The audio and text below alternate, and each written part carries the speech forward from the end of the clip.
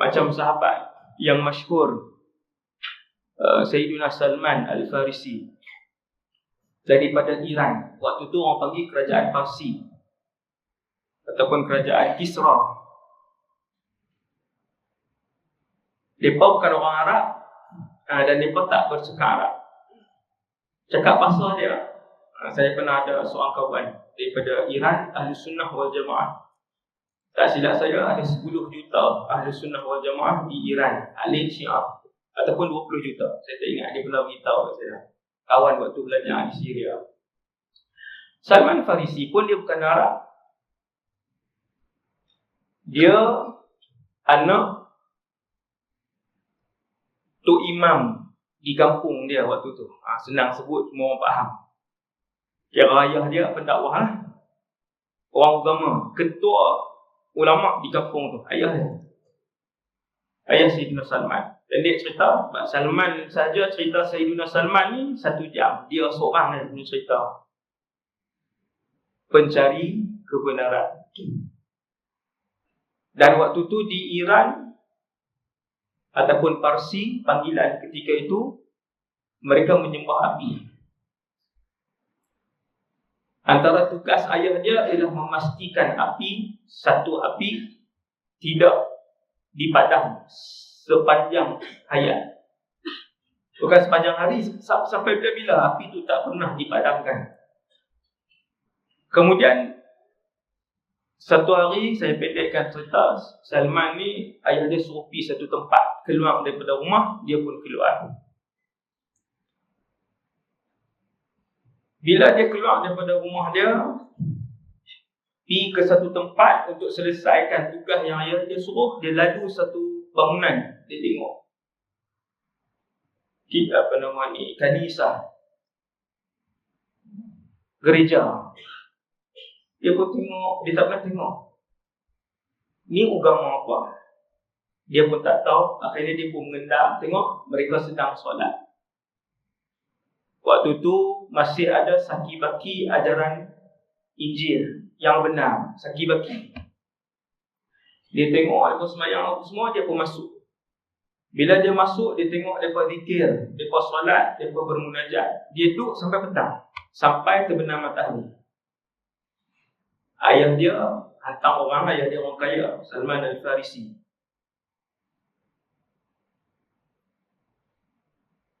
Hantar orang cari, jumpa, balik. Dia pun balik, dia kata, wahai ayah, tadi singgah satu tempat ibadah.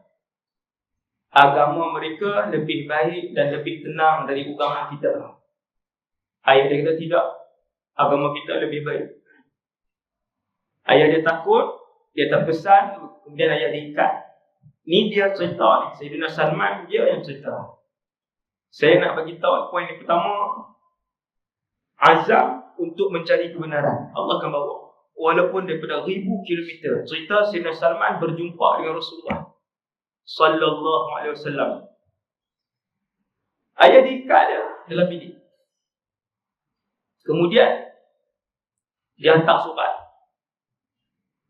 Bagi surat, dia suruh pergi bagi dekat gereja tu. Kalau ada kumpulan ataupun mana-mana kumpulan yang nak pergi ke Syam, asal agama Nasrani di Syam. Syam ni Syria, Palestin tu lah. Tuan-tuan, asal agama Kristian di Syam. Kalau ada mana-mana grup yang nak pergi ke sana, beritahu kat saya. Sampai satu hari ada satu grup nak pergi ke Syam. Dia pun larikan diri, tinggalkan ayah dia, tinggalkan keluarga dia, tinggalkan kemewahan yang dimiliki dan kekayaan yang dimiliki oleh ayah dia, Sayyidina Salman. Kemudian dalam rombongan ni, tiba-tiba dia dijual. Sebelum dijual, dia sampai ke Syam. Dia sampai ke Syam, kemudian dia pun tanya di kampung tu, siapakah yang paling alim tentang agama ini? Orang pun tunjuk kat dia. Dia pun pergi guru. Guru dengan guru yang pertama jahat. Padri tu, ketua padri di Kristian tu, duk ambil duit, duk himpun duit sampai emas bertimbun-timbun. Tak payah cakap lah. Kemudian dia cari tok guru kedua. Jumpa tok guru yang soleh, agama Nasrani. Tok guru yang soleh, rajin belajar, rajin solat, akhlak baik. Dia berguru dengan guru ni dan berkhidmat sampai tok guru ni sakit nak wafat, nazak. Maka tok guru ni sebut, aku rasa atas muka bumi ni tak ada dah orang yang berpegang dengan ajaran sebenar agama Nasrani ini kecuali seorang dia di Mosul. Disebutlah banyak nama tempat kan. Salah satunya Mosul. Pergi ke sana, cari guru tu. Dia pun pergi guru yang ketiga. Berkhidmat, belajar, baca kitab Taurat, baca kitab Injil, solat dengan tok guru dia apa semua sampai nazak. Punya mengaji lah. Sampai nazak. Maka tok guru ni waktu nazak kata, wahai Salman, tak ada dah di alam di atas muka bumi ni yang amal dengan ajaran ini. Kecuali seorang saja. Fulan bin Fulan di bandar sekian. Dia pun pergi ke tok guru yang keempat. 4 tok guru. 4 tok guru. Akhirnya Salman Al-Farisi pergi berguru dengan guru yang keempat. Berkhidmat, solat sekali, ngaji lagi. Kan banyak tuan. Kitab kan banyak, buat zakat, buat apa. Belajar, mendalam syariat Nabi Isa. Akhirnya sampai guru nombor 4 ni nazak. Guru tu pun kata, wahai Salman, aku tak kenal dah di atas muka bumi ni seorang pun yang mengamalkan ajaran Kristian ataupun Nasrani ini yang benar, seperti yang diturunkan kepada Nabi Isa ibn Maryam. Akan tetapi wahai Salman, kita berada pada satu zaman dekat dengan Rasul yang terakhir. Seperti mana yang kita duk belajar dalam kitab Injil ni tentang Nabi SAW. Diceritakan dalam kitab Injil secara terperinci. Dia kata, wahai Salman, seperti mana yang kita duk belajar dalam kitab Injil ni daripada awal sampai habis, Nabi itu akan keluar. Sudah hampir masanya Nabi itu keluar. Carilah beliau, wahai Salman. Dia duk cari kebenaran. Untuk selesa beribadah kepada Allah. Untuk tenang menyerahkan kehidupan dan dirinya kepada Allah. Akhirnya, dia pun ikut satu rombongan. Tengah-tengah perjalanan, dia dijual. Pasien tu dulu. Tu yang Piramli duk buat, dijual apa semua. Tuan dulu ada sungguh, dijual. Maka Salman dikhianati oleh kabilah yang bawa dia tu. Dia dijual sebagai hamba abdi kepada seorang orang kaya Yahudi. Maka dia pun jadi hamba abdi, terus jadi hamba. Hamba ni dia tak boleh pergi mana dah. Dia kena buat kerja 24 jam, pagi dan malam. Dia pun dibawa sebagai hamba abdi berjalan. Sampailah di satu tempat, Salman pun tengok kanan dan kiri penuh dengan pohon kurma. Dia tengok, dia perhati bumi tu. Dia kata bumi seperti inilah yang disebutkan di dalam kitab Injil, iaitulah bumi hijrah Rasul akhir zaman. Tuan-tuan, Yahudi itu orang Madinah. Dia bawa Salman balik Madinah. Waktu tu Nabi belum ada di Madinah. Nabi masih di kota Mekah. Nabi masih di Mekah. Cuma Salman ni dia tengok dalam kitab Injil, dalam kitab Taurat diceritakan tentang sirah. Sehinggakan Allah sebut orang Yahudi lebih kenal Nabi akhir zaman daripada anak mereka sendiri. Kerana banyaknya sifat Nabi akhir zaman yang diperincikan dalam Taurat, yang diperincikan dalam Injil. Antaranya tempat ataupun negeri hijrah Rasul akhir zaman itu dipenuhi dengan pohon kurma. Mekah ada kurma tak waktu tu? Tak ada. Mekah tak ada. Waktu tu Mekah, Madinah, Taif.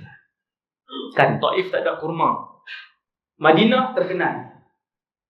Madinah cerita kurma tu terkenal. Bukan kurma Yusuf Tayyub tu dah tengok.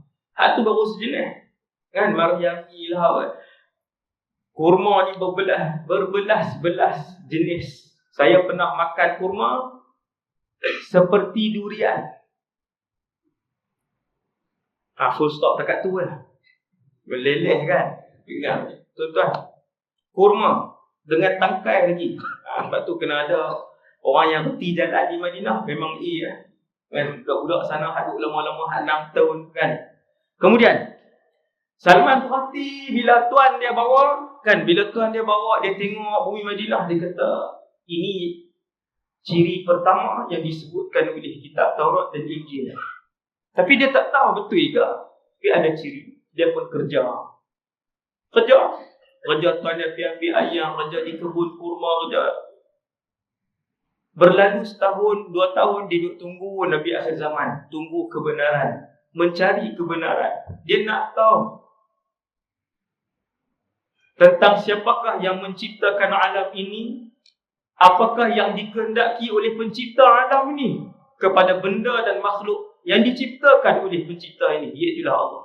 Salman duk cari benda tu. Apa pencipta ini nak daripada kami yang diciptakan oleh dia? Hanya orang bijak, orang yang selalu berfikir, dia akan cari. Tunggu sampailah 1 tahun, Nabi pun berhijrah ke Madinah Al-Munawwarah. Bergegar dan riuh rendah satu Madinah ketika Nabi datang. Seluruh Madinah seolah-olah bercahaya dengan kedatangan Rasulullah sallallahu alaihi wasallam. Kesemua hamba abdi, wanita, kanak-kanak, orang tua, kaya dan miskin, tua dan muda, keluar beramai-ramai sambut Nabi dengan alunan tala'al badru alaina min thaniyatil wada'. Kecuali orang-orang Yahudi. Bila mereka tengok, bahkan orang pertama yang nampak Rasulullah sampai dengan Abu Bakar ialah seorang Yahudi. Sambil dia sebut, Nabi kalian telah sampai. Dia tak sebut Nabi kita, dia kata Nabi apa sampai dah. Dan dia tak Islam, Yahudi ni. Kemudian orang Yahudi tak keluar daripada rumah, mereka duduk di kebun, mereka duduk dalam rumah, termasuk tuan kepada Salman Al-Farisi dan juga Salman yang sibuk sedang mengutip buah. Bila orang semua riuh bagi tahu Nabi Arab telah pun sampai, Nabi orang Arab telah pun sampai. Itu bahasa orang Yahudi, dia tak mengaku ke tu, bukan bangsa dia. Maka Salman Al-Farisi yang duduk atas tadi, tuan-tuan, turun, duduk tengah buat kerja tu. Bila orang main beritahu Nabi Nabi Arab telah sampai, Nabi Arab telah sampai, turun menggelosor Salman Al-Farisi. Dia tanya tuan dia, siapa yang sampai? Nabi apa yang sampai? Nabi siapa? Siapa orang tu? Siapa nama dia? Lalu dipukul oleh tuan dia. Pergi buat kerja kamu. Tak tertanggung dah kerinduan Salman Al-Farisi yang duk cari bertahun-tahun kebenaran. Nak cari kebenaran. Ini cerita hijrah ni. Hari tuan kata tak ada kena-mengena pula. Cerita hijrah ni.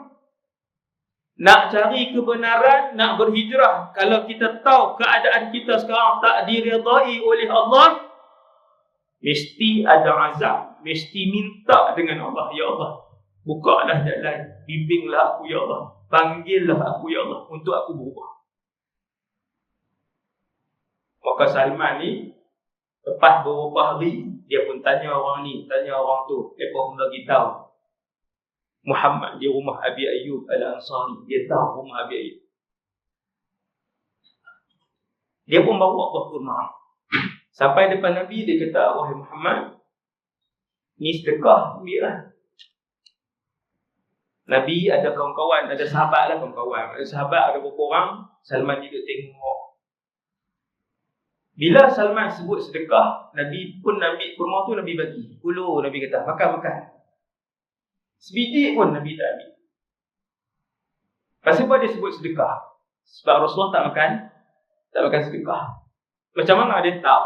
Dia mengaji berapa guru? 4 tu guru. Rasul akhir zaman itu tak makan sedekah. Sadiq Salman ni, dia tengok dia tu parti Rasulullah, tak makan. Dia kata ni Nabi. Tapi dia tak ni lagi. Esok dia bawa lagi kurma, dia kata wahai Muhammad, ini hadiah. Nabi pun Nabi kan. Nabi lagi tahu lah. Cuma Nabi kata nak try, nak test ni. Nabi tak kata macam tu lah. Nabi Rasulullah jauh lebih cerdik lah. Cuma Nabi duk tengok kelaku kawan ni kan. Dia pergi ni ya Muhammad ni hadiah. Nabi pun ambil, bismillah, ni makan dan beri.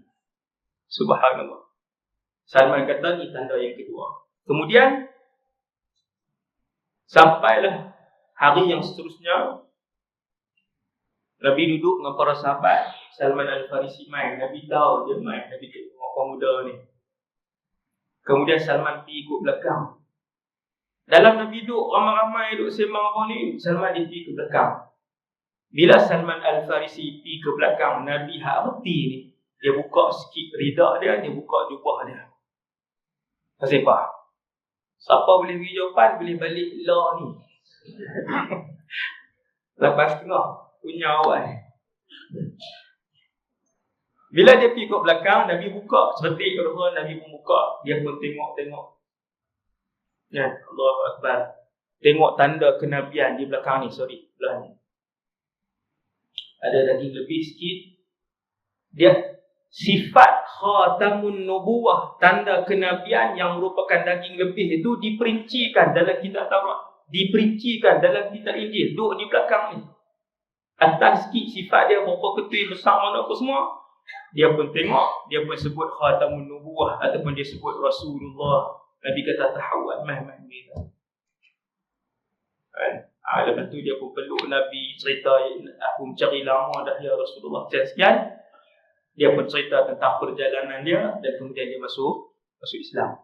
Habis cerita Salman Al-Farisi. Syarat pertama untuk berubah, mesti ada azam, mesti sebut kepada Allah Subhanahu Wa Taala, bukan nanti lepas solat, di mana saja. Di mana saja sebut dengan Allah untuk berubah, untuk mendapat hidayah, untuk menjadi dekat dengan Allah, untuk menjadi bersih sebelum bertemu dengan Allah Subhanahu Wa Taala. Allah akan panggil dan buka lorong pada kita. Satu.